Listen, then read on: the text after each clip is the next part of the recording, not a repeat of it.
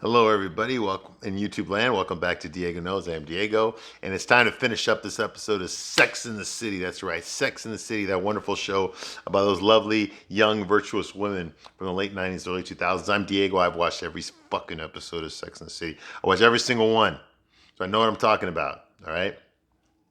I also watched both movies, and I watched that piece of shit show and Just Like Crap. Don't watch it. The show's an abortion. However, we're not going to talk about that show today. We're going to talk about the original show, Sex and the City. Now, I was a big fan of the show ever since it first aired back in the late 90s. I was in the Marines. When the show first came out, I had HBO, so I started watching it. I watched it because all the hot girls that I knew in the city that I lived in were watching the show. So I wanted to know what it was all about. Every hot girl I knew was watching it. So I started watching it. I got hooked. I liked it a lot. Okay, and it gave me a lot of pointers. It gave me a lot of pointers on how to talk to women. It sure as hell did. Absolutely. It helped me out too. Yeah, who knew, right? But anyway, the only problem I had with the show, I did not like the way they treated the straight guys. These were not realistic straight men. These were a gay guy's idea of what a straight guy really was. Okay, but these were not real fleshed men, flesh people. Okay, the women they got right. The women they got completely right. The men they got completely wrong. Now, every once in a while they got it right, but most of the time they got it wrong. Okay, and I'm here. That's what I do here on the show is I call out the bullshit. Okay, the stuff that's not realistic. Okay, I give you a straight man's point of view. What would happen if this shit was real? If this shit was really happening, how would a guy really handle these situations? Really handle these women? What would really happen? Okay, from a man's point of view, a straight man's point of view, not a gay guy who created the show's point of view. I'm talking about a straight man's point of view. What would realistically happen? Okay, and sometimes the truth hurts. I'm sorry, ladies. Sometimes the truth hurts. Okay, I'm here to pop your bubble. Okay, this shit's not realistic. This shit is lollipop land. I'm gonna get you out of lollipop land and get you in the fucking real world. Okay, that's what I do here. I give you a straight man's point of view. I'm gonna tell you what your boyfriend didn't tell you, what your husband didn't tell you, what your dad didn't tell you. I'm gonna fucking tell you. Okay, I got nothing to lose or nothing to gain by lying to you. I'm gonna tell you the honest to God truth here. Okay, the real question you need to ask yourself is, can you handle it? Okay, because I do not censor myself here. If you're easily triggered, if you're a snowflake, okay, get the fuck out right now. I will not censor myself. I will tell you the truth because the world needs some truth. Okay, especially right now. Okay, we got to stop fucking living in this fake fantasy fucking land, fantasy fucking island with Mr. Rourke and tattoo. No, we need to be in the real fucking world. Okay, there's real shit going on. Okay, this show is very influential, especially to a lot of young ladies when the show first came out. Okay, a lot of women were thinking like, oh, I watched every episode of Sex and the City, so now I know everything about dating men. No, you don't know shit. In fact, if you watched every episode, okay, you're actually dumber when it comes to dating men than you would have been if you'd really just dated men. Okay. Sorry, but it's the fucking truth, all right? So I'm here to separate the fact from the fiction. I give you a straight man's point of view. Straight up, baby. No lube. All right? There, we got that out of the way. Okay, so here we go, ladies. Okay, and men. I hope you're watching this too. Just don't watch this together. Guys, watch this without your girl. Girls, watch this without your guy. Okay? Yeah, so this is part 3 of my review of this episode. This is season 6, episode 18. This is the last season of the show. After this episode, there's only 2 more episodes, and then the show is officially over. It's officially over in more ways than one, okay? I do not count that new show and Just Like Crap as anything to do with this show. This is a real show. That was a fucking an abortion.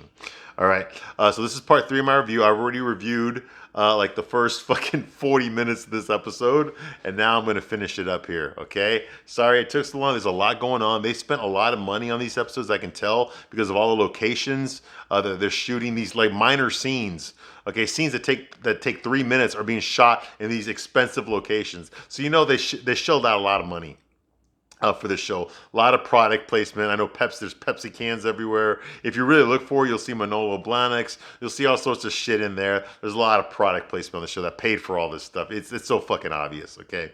So here we go, okay? So where we left off here, there was a dinner party at Alexander's house, okay, where all of her friends, basically the whole cast showed up at Alexander's house. It was announced that he asked Carrie to move with him to Paris indefinitely. Okay, so her friends aren't really excited. Well, Miranda's not really excited about it, but Charlotte is excited, is happy for Carrie, and Samantha's also happy for Carrie. It's just Miranda that doesn't want Carrie to leave. Okay, she's being a bitch about it, and I understand, but it's more so it's for her. It's not so much for Carrie. She does not like Carrie's boyfriend at all. She thinks he's pretentious, you know.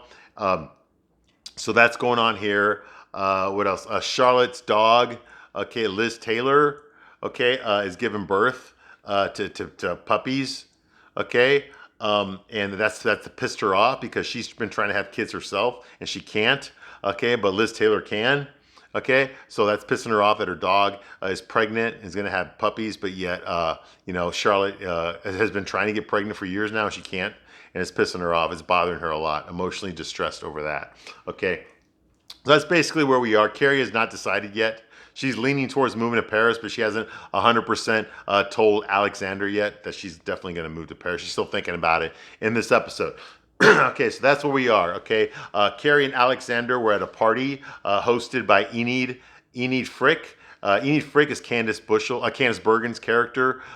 She's the editor at Vogue magazine. Remember when Carrie worked at Vogue for like a minute? Remember when she needed the extra job, the extra money, so she could pay for her apartment, pay Charlotte back on the loan that she gave her when when Aiden made her buy the apartment from him because they broke up. Remember that? Okay. Yes. So that was her editor.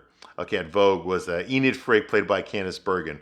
All right, and Candice Bergen is having a party. It's a couples party at her penthouse apartment, whatever. It's on the 18th floor of this building. It's a couples party, but Enid herself doesn't have anybody. So she asked Carrie, she told Carrie to find me a man. So Carrie and Alexander brought one of Alex's friends. He's a food critic, but he's just like, he looks like he's 60 years old. He's bald, he's short, he's frumpy looking. He's obsessed with talking about food. Well, everyone on the show is obsessed with food. Okay, you can't go 5 minutes on the show without somebody eating. Okay, and talking and while they're eating. That happens every fucking episode. A lot of the fucking main drama on this show takes place over fucking a dinner table or over a fucking lunch table or fucking a snack table or fucking just eating food on the fucking sidewalk or on some steps. Okay, yes, everyone's always fucking eating on the show all the goddamn time. So this guy's a food critic, of course. All right. Candice Bergen's character is not attracted to him at all. She calls him not to his face, but she tells Carrie he's a fucking a hobbit. She would rather hit on Carrie's boyfriend. She would rather hit on Alexander. Okay, so that's what she does. She hits on Alexander at the party, and Carrie's stuck with this fucking hobbit guy. Well, she's talking to this hobbit guy. This Martin, his name. Sorry, his name's Martin, the food critic, and he's talking about cheese, and she's not interested. She looks over, and there's fucking Enid flirting with her boyfriend. So she decides to come over there and fucking put a cock block to that shit right away. Okay. Meanwhile, there's this other obnoxious bitch at the party named Lexi Featherstone. She's played by some actress. I can't remember her name. Kristen Johnson, who was on the Third Rock from the Sun, that sitcom. Yeah, she plays Sally on that show. So she's at the party too. She's smoking and drinking and doing blow in the bathroom, and she's all fucked up. Okay, and she's just loud and obnoxious, and no one knows how she got invited to the party or who let her in. She did not come with anybody. She's just there and annoying the fuck out of everybody. She's trying to smoke. Okay, it's snowing outside, but there's no smoking allowed at this party. Okay, so of course she's gonna try to light up anyway. Okay, so Carrie goes over there and cock blocks Enid. Okay, and then Alexander goes to get some drinks for the girls, so they have a little one-on-one. And Enid is basically jealous of Carrie because Alexander is her age in his 50s. He's 53 years old. That means Enid is also 53 years old, and Enid cannot get a guy with a high sexual market value like Alexander. She can't get a guy like that. Okay, but here guys like him, that are successful like her and her age, they can pull hotter, younger, more attractive women. But Enid can't pull hotter, younger, more attractive men. She can't pull guys like him either. Okay, attractive men that with a high sexual market value that are her age. She can't get guys like that. Guys like that don't want her. Okay, and that bothers her. It bothers her that Carrie is swimming in her pool. Okay, it bothers her a lot. She's jealous. Okay, and I said this already. Okay, she squandered her youth. That's the reason. Just like Candace Bushel did in real life. She spent her youth. Okay, when she was young and pretty, she spent it right in the cock carousel, just fucking all these guys. She couldn't settle down with any of them, really, because one, they didn't want to be with her, or two, there's always someone. She was with these guys, but there was always someone better just around the corner. There's always going to be someone better, ladies. Guys, too, there's always going to be someone better, okay? The question is, can you appreciate what you have? Okay, or are you always going to be chasing that fucking sparkly thing that catches your eye every single time? Okay, well, that's what second wave feminism is all about. You deserve better. You're already great just the way you are. You deserve better. So keep going for something better. Don't settle for less. Okay, well, women that do that, they find out unfortunately, they find out that there's no one out there for them anymore. Okay, the youth, when they were attractive, when the guys were always hitting on them, okay, those days are gone now. They're gone. Okay, you basically got to settle for what you can get, and that's not going to make you happy. Okay, it's not. Okay, you should have spent your attractive years trying to find a high value man and fucking putting the hooks on him. Okay, and getting that fucking set up, okay? But rather than do that, you kept looking at who's the next hotter guy or the next better guy or the next better guy, and you're gonna end up alone, okay? With no kids, okay? Well, that's if you put your career first. If you don't put your career first, you're still gonna end up alone, but you're gonna have kids, okay? So, what the fuck, And so I feel sorry for her, but I don't feel sorry for her. All right, so now we're caught up. Okay, so Carrie is there. Talked to a couple who divide. So Carrie and Alex, they're still at the party. Okay, and they talk to a couple. It's a interracial couple. The woman's Indian from India. Okay, and the guy is white. Okay, and they're talking about how they made their relationship work. He lives in LA and she lives in Calcutta, but they still find time to see each other. They go back and forth, okay, all the time. So they're still together and they're still happy. So that's kind of cool. So that gives Carrie some hope that maybe her and Alexander can keep a long distance relationship going if he moves to Paris and she stays in New York. But Alexander tells her, that's not what I want, Carrie. I do not want that. He's like, I wake up, I see you. You see me. We go to dinner. We go to the cafe. We have a life together. I do not want that long distance. That's not what I want. And Carrie's like, well, I have a life here too. I have a life here in New York. He's like, but what do you come home to, Carrie? What do you want your life to be? And then Lexi, the obnoxious party girl, arrives. Now she's apparently some rich socialite, so she's a very famous party girl, like a Paris Hilton type. She just shows up at these rich, expensive parties, with fucking cigarettes, booze, and cocaine, And she interrupts them while they're talking, and she's like, do you have a light, Carrie? You have a light? And Carrie tells her, oh, sorry, Lexi, I don't smoke anymore. Yeah, she quit smoking a few seasons ago. She's like, I don't smoke anymore, so she's like, oh, then fuck you then. And she walks away. And she goes over to Enid and Martin, the food critic, the nerdy, bald, hobbit-looking guy. She bothers them and asks them for a light. And Enid tells her, there's no smoking allowed in here, okay? If you want to light up, you need to go outside. And she tells her, it is snowing outside, so fuck you too. So she walks away, okay, because she's high on cocaine and she's also drunk. Okay, so she walks over to the window, okay, and she's like, how do you open that fucking thing? And so now everyone at the party stopped what they're doing. They're just looking at her now. And she's standing in front of this window, and they're on the 18th floor, and it's fucking snowing outside, okay, at this party. Okay, and and she's screaming out loud, how do you fucking open this thing? So Martin gets up, the hobbit-looking guy, he gets up, and he tries to calm her down, and she fucking insults him. She says, fuck you, you geriatric. And then she goes on this big fucking rant and stops the whole party. Everyone at the party's now just staring at her now in front of the window. She cracked the window open. She got it open and she starts lighting up her cigarette. And she starts screaming at everybody at the party, waving her arms up and down and shit. She's like, fuck you. When did everyone quit smoking anyway? When did everyone fucking pair off? This was once the most exciting city in the whole fucking world. Now you have to smoke near a fucking open window. New York is so over. O-V-E-R, over. I'm so bored I could fucking die. And then she goes to flick her cigarette out and she trips. Her Manolo Blahnik trips on something and she falls out the window. She tries to grab the curtain, but the curtain just comes off and she falls out the fucking window. She falls out the 18th floor window. Yes, in front of everybody at that party. Okay. Now it's funny, but it's not funny. They played it for laughs, but yeah, the woman died. Okay, she fucking died. That's why this episode is titled Splat. That's why that's the name of this episode, Splat. Because she fucking splatted when she hit the fucking ground, okay? And Alexander's like, he spills his drink and Carrie's the, and she turns around and everyone's just like this woman just fucking died in front of all of them. And the last words out of her mouth was, I'm so bored I could fucking die. And then she died. It's sad. But that gets Carrie thinking here, you know? That gets Carrie thinking, okay? Okay. So, like I said, she falls out. Then it starts to snow a lot, okay? Like a lot, and it doesn't stop. This goes on for a while, okay? And the next day, Carrie's back at Alexander's place, and she's just wearing his shirt, you know, because obviously, and he's sitting there reading the newspaper, okay? It's the Daily News, and it's got on the cover story is Lexi's death. It's got a big picture of Lexi Featherstone on there in a white dress, and the title of the story is "The Party's Over." Okay, because apparently she was a socialite. Everyone knew her. Okay, and obviously the story is about her falling out the window of a party and dying.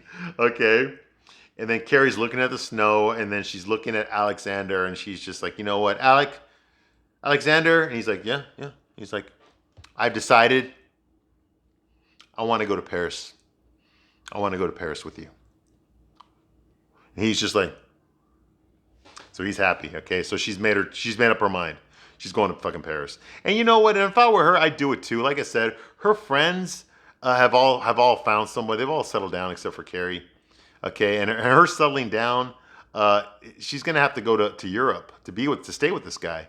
Why not? She's got no kids. She's got no family. She's got her friends. That's it. Now, I understand on this show, your friends are the most important thing in the whole fucking world. They're more important than anything else. They're more important than your job, than your family, okay? But realistically, no, your family does come first. Your family comes first in real life. Not on this show, but in real life, your family comes first, okay? And you've got to make choices for yourself, okay? Miranda's married and settled down. Charlotte's married and settled down. Okay, Samantha's got a boyfriend. She said that in this episode. She referred to Smith as her boyfriend. That's something she never does, okay? She's only had 2 boyfriends the entire time the show has been on, okay? Yeah, she's only had 2 boyfriends, okay? The first one was the limp dick guy. The little dick guy, lawyer in season 1 and 2. The second one was Dick Wright. Okay, Richard Wright, okay? The hotel executive, okay? And now Smith. She referred to Smith as her boyfriend, okay? So, yeah, so she doesn't do relationships very often, okay? So she's found her someone too, okay? Carrie, someone is moving away. Okay, why not go with him? Go live in France. Okay, now France, they hate Americans over there, but she'll figure that out on her own, okay? There are a bunch of snooty people over there. Okay, they don't shave their legs. Okay, the women don't shave their legs. They don't shave their armpits. Okay, they're disgusting. They never take showers. They only take baths and only do that like once or twice a week, and that's it. I mean, it's disgusting over there. But they got some good wine and they got some good cheese, so I guess that makes it worth it, right? Okay, whatever the fuck. And Europe is small. America is a huge fucking country compared to fucking France. France is fucking tiny. Okay, the state of Texas is like the size of France. Okay, so it's like, you know, it's, yeah. But she'll figure that out on her own. Okay, and it's fucking dirty over there. But oh well, whatever. And don't drink the water.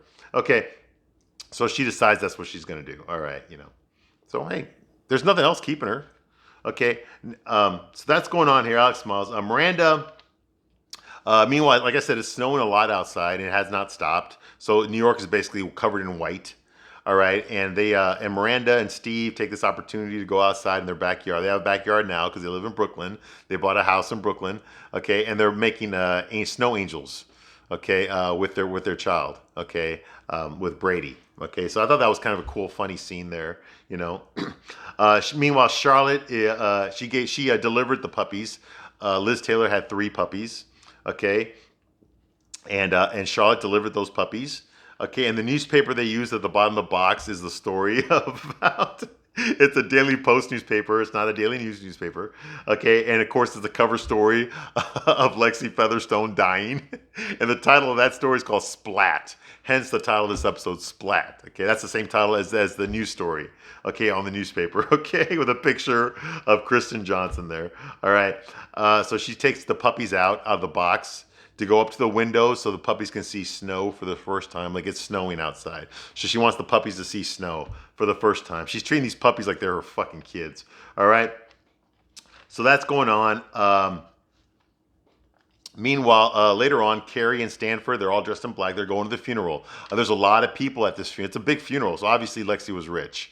And she was very well liked because she had a lot of friends showed up for this funeral. So Carrie and Stanford show up for the funeral. He was not at the party, so he's drilling her for questions like, what happened? How did it happen? And she tells, oh, she tripped over her Blonix, she fell out the window, And Stanford's like, well, I need details, Carrie. What were her last words? And Carrie's like, her last words were, I'm so bored I could fucking die. Not kidding. Okay, so that goes on. The girls are all there. Stanford already goes inside. The girls are there. Samantha's there in her fucking long her wig, her Mamie Van Doren wig this time. Okay, and of course Miranda's there and Charlotte's there. Okay, and they're all in black. Okay, so Samantha says like, this funeral is better than Fashion Week. Oh my God.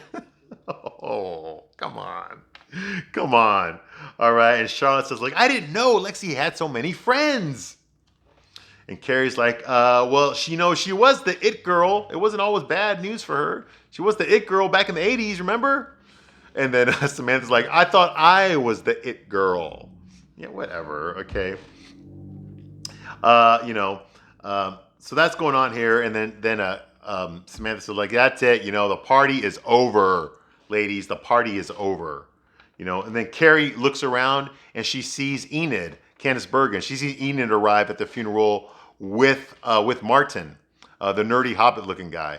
They arrived together. So Enid ended up hooking up with somebody, okay? No, he was no supermodel. No, he wasn't the most charming guy in the world, okay? He wasn't the best-looking guy in the world, but God damn it, okay? He's somebody that was interested in her, okay? And he knew some interesting things about food. He's a food critic. So what the fuck, all right? Count your blessings, all right? So yeah. So Carrie notices that, and she sees her with Martin, and she realizes that, oh my God, this woman spent her whole life looking for someone better, always looking for someone better, and now this is what she ended up with. Well, that's not going to happen to me, okay? So Carrie goes on this long speech, and she tells the other girls, she's like, ladies, if you're single in New York, after a certain point, there's nowhere to go but down. And Miranda says, 18 stories down to be exact.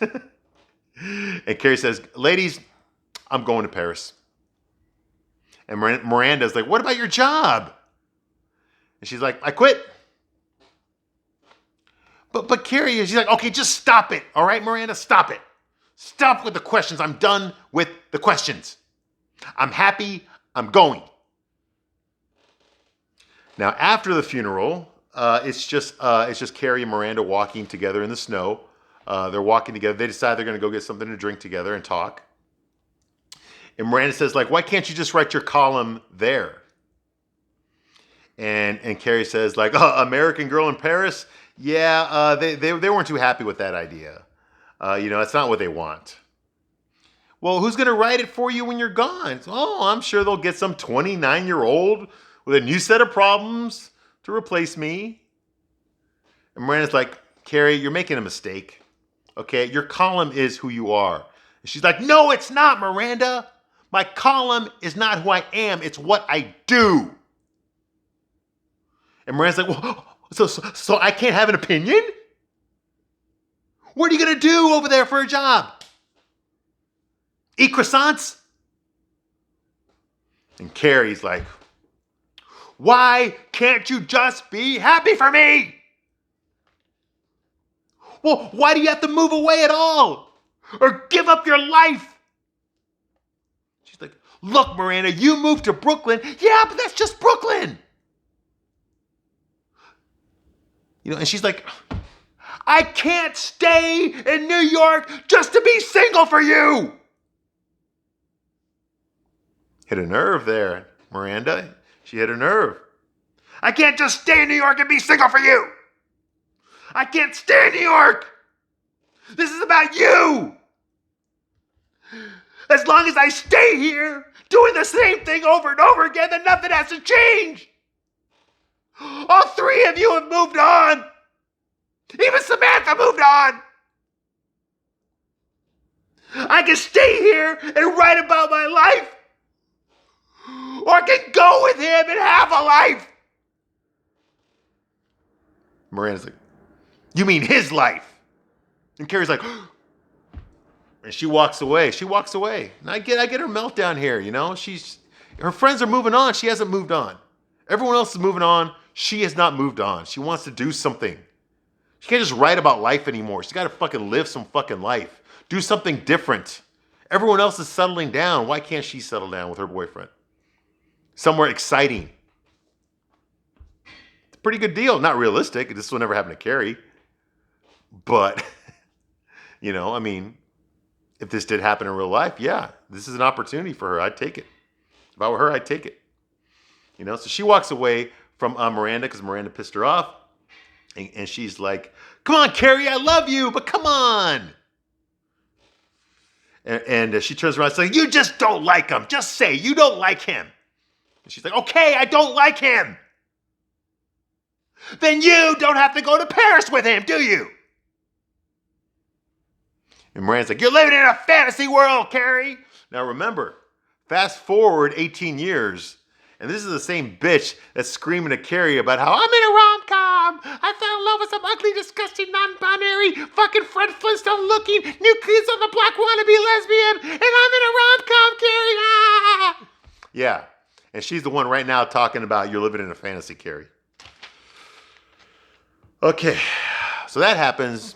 And the next scene we see is Carrie is on a sleigh ride. I don't fucking know how this happened. Apparently Alexander, he procured a sleigh. And him and Carrie are on a sleigh ride in New York. And they're both excited because they're both moving to Paris. And that is how this episode ends. God damn, this was a long episode. It's a long fucking episode. I'm glad I got through it, all right? I love watching these episodes. Thank you very much for watching them. This is the end of the review for this episode. I'll be back shortly with the next episode, which is episode 19. This is when they go to Paris. And then after that episode will be episode 20. And then the show is officially over. Okay, then I'll go into the movies. I got 94 episodes. I'm almost done with 94 fucking episodes. And then they'll go into the movies, and then I'm going after your chick flicks. Okay? All right, so thank you for watching this long, and I'll see you on the next one. Bye.